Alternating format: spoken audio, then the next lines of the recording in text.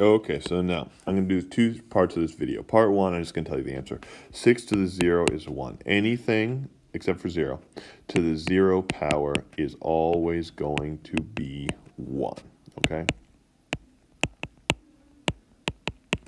Now, I'm not going to tell you exactly like why this works because that involves exponent rules and you won't learn that till 8th grade or 7th grade. But I will tell you just like a little trick thing, more like a pattern. So let's take the number 3, okay? So we know 3 to the third is 3 times 3 times 3, and that's going to be 27.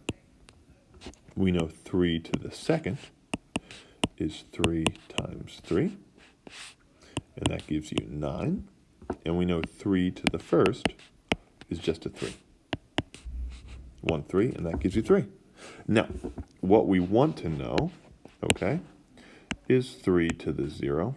We don't know how many 3's that is really, and what that equals. That's our big questions. What? So now let's take a look at what we already know. We know to move up from 3 to the first to 3 to the second, what you do is you multiply this by 3. To move from 3 to the second to 3 to the third, we multiply 9. We multiply 9 by 3. Okay, now let's go backwards. To move from 3 to the third to 3 to the second, we do... Nimrod Rendoa, if you're still in the building, please report to door 1. Nimrod Rendoa, if you're still in the building, please report to door 1. Sorry.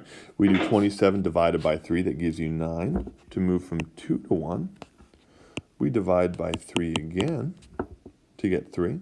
So to move from 1 to 0, we just need to divide by 3 again. And that gives you 1. This isn't a real proof. This is just like observation and patterns, but that's one way to think about why anything to the 0 power is 1.